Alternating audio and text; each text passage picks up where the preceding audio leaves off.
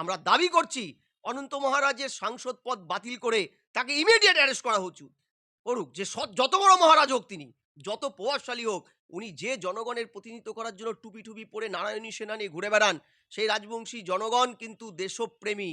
তারা কিন্তু সনাতনী দেশপ্রেমী, দেশের জন্য ভাবে। তারা প্রথম মমতার থেকে বাংলাকে মুক্ত করেছে উত্তরবঙ্গে ভোট দিয়ে, সারা বাংলায় পট পরিবর্তনের আগেই। ফলে তারা কিন্তু এটা মেনে নেবে না।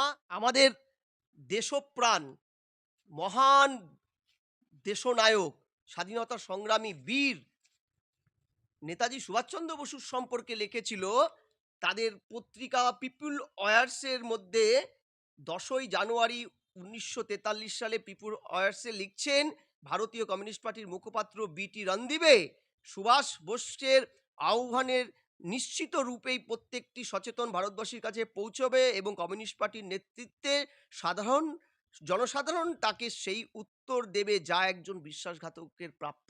লিখছে বিশ্বাসঘাতক যে ভারতবর্ষের মুক্তির জন্য নেতাজি সুভাষচন্দ্র বসু এতটা মানে নিজের জীবনটাকে বিপন্ন করেছিল, সেই নেতাজিকে নিয়ে কেউ কিছু কথা বলে ক্ষমা চাইলেও আমি দায়িত্ব নিয়ে বলছি প্রত্যেকটা ভারতবাসী বুকে হাত দিয়ে এটা প্রতিজ্ঞাবদ্ধ, তাকে ক্ষমা করবে না, বরং জনগণ থেকে তাকে বিচ্ছিন্ন করে দেবে। শাস্তি না দেওয়া পর্যন্ত লড়াই। কখনো শুয়োরের মুখ বসিয়ে নেতাজি তেজোর কুকুর বলে তারা যেমন ঐতিহাসিক ভুল বলে পরবর্তীকালে সিপিএম তৈরি হওয়ার পরে তারা বলছে নেতাজি তাদের নাকি আদর্শ। আমরা কিন্তু ক্ষমা করিনি। নিউজ 16 ভারত, রাজনীতির অন্তরালে সত্যের সন্ধানে। দেখুন, কিছু কিছু জিনিসের ক্ষমা হয় না। আমি কেন বলছি, ঠিক আজকে অনন্ত মহারাজকে জায়গাটায় সেই সময় সিপিএম নেতাদের রাখো, সিপিআই নেতাদের রাখো। আমাদের দেশপ্রাণ মহান দেশনায়ক, স্বাধীনতা সংগ্রামী বীর নেতাজি সুভাষচন্দ্র বসুর সম্পর্কে লিখেছিল তাদের পত্রিকা পিপুল ওয়ার্সের মধ্যে 10ই জানুয়ারি 1943 সালে পিপুল ওয়ার্সে লিখছেন, ভারতীয় কমিউনিস্ট পার্টির মুখপাত্র বিটি রণদিবে সুভাষ বোসের আহ্বানের নিশ্চিত রূপেই প্রত্যেকটি সচেতন ভারতবাসীর কাছে পৌঁছবে এবং কমিউনিস্ট পার্টির নেতৃত্বে জনসাধারণ তাকে সেই উত্তর দেবে যা একজন বিশ্বাসঘাতকের প্রাপ্য। লিখছে বিশ্বাসঘাতক। শুধু তাই নয়, কখনো শুয়োরের মুখ বসিয়ে নেতাজি তেজোর কুকুর বলে তারা যেমন ঐতিহাসিক ভুল বলে পরবর্তীকালে সিপিএম তৈরি হওয়ার পরে তারা বলছে নেতাজি তাদের নাকি আদর্শ। আমরা কিন্তু ক্ষমা করিনি সিপিএমকে, আজও ক্ষমা করিনি। যখনই সিপিএম এর নেতাজির কথা ওঠে তখন সিপিএম এর তৎকালীন দল সিপিআই তার কথা ওঠে, তাদের ভূমিকা ওঠে। ঠিক আজকে অনন্ত মহারাজ চাপে পড়ে তার বঙ্গ মানে বঙ্গ বিভূষণ তাকে কেড়ে নিয়েছিল, মমতা দিয়েছিল তাকে। কেড়ে নেওয়া এই পুরস্কারটিকে পশ্চিমবঙ্গ সরকার পুনরায় বাতিল করেছে। এছাড়া পশ্চিমবঙ্গ সরকারের কাছে এই মুহূর্তে আর কিছু করণীয় আছে বলে আমার মনে নেই। কারণ মনে রাখতে হবে অনন্ত মহারাজ কিন্তু এমপি রাজ্যসভার। ফলে তার এমপির ডিপ্লোম্যাটিক পার্টটা বুঝতে হবে, তাকে অ্যারেস্ট করা হয়ে যায় কিনা। কিন্তু তার বিরুদ্ধে ব্যবস্থা যে নেওয়া শুরু হয়েছে, এতে পরিষ্কার অনন্ত মহারাজ কিন্তু ঢোক দিতে পারলেন। মন থেকে ভালোবেসে নেতাজিকে তিনি মহান এখন বুঝতে পেরেছেন সেটা নয়, সেটা ভাবলে কিন্তু নিতান্তই বালখিল্য হবে। আমি পরিষ্কার বলছি, অনন্ত মহারাজ যেমন সিপিএম বাধ্যতামূলক আজকে তাদের দলের একটা সময় কুকীর্তিকে ঢোক গিলে বাধ্য হয়ে নেতাজিকে বরণ করেন, মন থেকে করেন না, ঠিক একইভাবেই অনন্ত মহারাজও কিন্তু বাধ্য হয়েই আজকে ক্ষমাটা চাইছেন। এই ক্ষমার কোনো মূল্য নেই। মাথায় রাখতে হবে তিনি কিন্তু সচেতনভাবে বলেছেন এবং সচেতনভাবে বারবার রিপিট করেছেন, বারবার রিপিট করেছেন।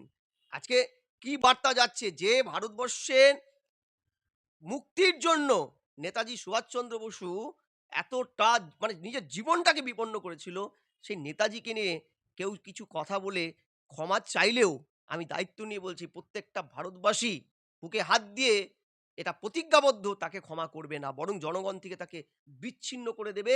শাস্তি না দেওয়া পর্যন্ত লড়াই চালিয়ে যাবে, প্রতিবাদ চালিয়ে যাবে। আমরা দাবি করছি অনন্ত মহারাজের সাংসদ পদ বাতিল করে তাকে ইমিডিয়েট অ্যারেস্ট করা উচিত। করুক, যে যত বড় মহারাজ হোক তিনি, যত প্রভাবশালী হোক, উনি যে জনগণের প্রতিনিধিত্ব করার জন্য টুপি টুপি পরে নারায়ণী সেনা নিয়ে ঘুরে বেড়ান, সেই রাজবংশী জনগণ কিন্তু দেশপ্রেমী, তারা কিন্তু সনাতনী দেশপ্রেমী, দেশের জন্য ভাবে। তারা প্রথম মমতার থেকে বাংলাকে মুক্ত করেছে উত্তরবঙ্গে ভোট দিয়ে, সারা বাংলায় পট পরিবর্তনের আগেই। ফলে তারা কিন্তু এটা মেনে নেবে না। ফলে একে দৃষ্টান্তমূলক শাস্তি দেওয়ার জন্য আমি দাবি রাখছি। দেখো, বাংলাদেশ বিকাম পাকিস্তান, বাংলাদেশ বিকাম তালিবানিস্তান, এটা আমরা জুলাইয়ের তথাকথিত ছাত্র আন্দোলনের পরে কিন্তু একাধিক প্ল্যাটফর্মে বারবার বলেছি। এই যে একটা ইসলামিক ক্যালিফাট গঠনের চেষ্টা হয়েছিল জুলাইয়ের ছাত্র আন্দোলন নাকি জেনজি আন্দোলন, এই জেনজি আন্দোলনের আড়ালে ডিপ স্টেট বলো, যে স্টেট বলো, যাদের মদতে বলো, একটা কনস্পিরেসি করে উপমহাদেশের ভারসাম্যটাকে, হাসিনা যেটাকে একটা ইসলামিক প্রধান ৫৭টা দেশের মধ্যে এক অন্যতম ইসলাম ধর্মাবলম্বীদের জনসংখ্যা তুলনা ধরলে 92% বাংলাদেশ, ৫৭টা মুসলিম কান্ট্রির মধ্যে ওটাও একটা ইসলামিক স্টেট, ওরা তো গণতন্ত্র বলে না, ইসলামিক স্টেট। ঠিক আছে, সেই ইসলামিক স্টেটে হাসিনা একটা ব্যালেন্স শিট তৈরি করতে পেরেছিল। তাই হাসিনার উৎখাতটা না করতে পারলে ক্যালিফাট, ইসলামিক ক্যালিফাট গঠন, অর্থাৎ যেটা সিরিয়ার মতন ঘটনা করা যাবে না বলেই কিন্তু হাসিনাকে উৎখাত করা হলো। এরপর আমরা কি দেখলাম? হিন্দু নিধন। তার পরবর্তী ধাপে ইসকনকে নিষিদ্ধ করার চাপ, ইসকনের যে মহাপ্রভু জেলে এখন, সেখানে সেই মহাপ্রভুকে জেলে ঢোকালো তারা। তারপরে সেই মহাপ্রভু তো এখনো জেলে, ইসকনের সেই মহাপ্রভু তিনি এখনো বিনা অপরাধে একটি দেশে জেলে বন্দী। তারপরে পরে আমরা কি দেখলাম? ঐক্য পরিষদ বাংলাদেশ, হিন্দু মুসলিম, হিন্দু খ্রিস্টান বৌদ্ধ জৈন, তাদের যে ঐক্য পরিষদ, ডেটাকে উদ্ধৃত করে ট্রান্সপারেন্সি ইন্টারন্যাশনাল বাংলাদেশে রিপোর্ট দিল 5ই আগস্ট থেকে 20 আগস্ট, এই 15 দিনে শুধু বাংলাদেশে 2010টি হিংসার ঘটনা হয়েছে। প্রত্যেকটা ক্ষেত্রেই হিন্দুদের উপরে আক্রমণটা হয়েছে। হিন্দু শূন্য করতে হবে। এই যে হিন্দু শূন্য করে দেওয়া এবং যে ইসলাম ধর্মান্তরীকরণের একটা প্রচেষ্টা এই মৌলবাদী গোষ্ঠী ইসলামিক ফান্ডামেন্টালিস্টরা করছিল, তারা চিন্ময় মহাপ্রভুকে কেন জেলে ঢোকালো? কারণ চিন্ময় মহাপ্রভু এই ধর্মান্তরিতকরণটাকে আটকে দিয়েছিল আন্দোলনের মাধ্যমে, তাই ইসকন ব্যান করতে হবে সেখানে। তারপরে যেটা হলো, আমরা একে একে দেখলাম ভারতের বিরুদ্ধে ছাত্র আন্দোলনের নাম করে একটার পর একটা সাংঘাতিক ভয়ানক ভয়ানক কথাবার্তা বলা হচ্ছে। এমনকি যে ওখানে আমাদের কলকাতা দখল করে নেবে, বাংলাদেশে প্রাক্তন সেনাদের একটা মিছিল থেকে করলো, কয়েক ঘন্টার মধ্যে কলকাতা দখল হবে কাঁপতে কাঁপতে। ঠিক আছে, এমনকি তাদের তরফ থেকে মমতা ব্যানার্জির উদ্দেশ্যে স্লোগানিং হলো, আপনি বেরিয়ে আসুন ভারত থেকে, আপনার নেতৃত্বে পশ্চিমবঙ্গ বৃহত্তম বাংলাদেশের পার্ট হবে, আমরা বৃহত্তম বাংলাদেশ গঠন করব, চিকেন নেক দিয়ে 7 সিস্টার দখল করে নেব। একাধিক 7 সিস্টার 60/22 কিলোমিটারের যে দৈর্ঘ্যপ্রস্থের আমাদের একটা মুরগির গলা শিলিগুড়ি করিডোর, সেটা নিয়ে 7 সিস্টারকে আলাদা করে দেবে। এই যে একটার পর একটা ঘটনা, তাতে তো পরিষ্কার হচ্ছিল যে ওখানে উদারপন্থী ইসলাম থেকে রাজনৈতিক ইসলামের উত্তরণটা হয়ে গেছে। ওসামা বিন লাদেন পাকিস্তানের টুইন টাওয়ারে একটা প্লেন দুর্ঘটনা ভেঙে ফেলেছিল বলে পুরো আফগানিস্তান ধ্বংস করে দিল আমেরিকা। অথচ ভারত যে নিরন্তর, ভারতের Kashmir front, Paschimbanga front, 7 sister front, Arunachal front, চারিদিক থেকে লড়াই করছে জঙ্গিবাদের বিরুদ্ধে, একা লড়াই করে যাচ্ছে। ভারতের এই মৃত্যুগুলো জঙ্গিবাদের বিরুদ্ধে আজকে 8 দশক ধরে ভারতের লড়াই, সেটার কোনো স্বীকৃতি পশ্চিমার আমেরিকানরা দেবে না। তারা বরং জঙ্গিদের মদত জুগিয়েছে। আজকে তাদেরকে রিপোর্ট শুনতে হচ্ছে।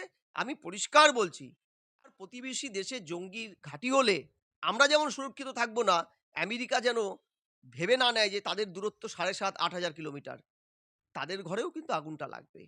যেমনভাবে আফগানিস্তানের ওসামা বিন লাদেনকে তারা তৈরি করেছিল রাশিয়ার বিরুদ্ধে, সোভিয়েতের বিরুদ্ধে, চেচেন বিদ্রোহীদের মদত দিতে। এই ওসামা কিন্তু আমেরিকার হাতে তৈরি করা। আমেরিকার কাছেই কিন্তু বোম ব্লাস্টটা উনি করেছিলেন। ঠিক আছে? ফলে যা বপন করবেন সেটাই কিন্তু আপনাকে রিটার্ন পেতে হবে। এটা যেন পশ্চিমা দেশগুলো জেনে নেয়, বুঝে নেয়। দেখছেন নিউজ 16 ভারত, রাজনীতির অন্তরালে সত্যের সন্ধানে।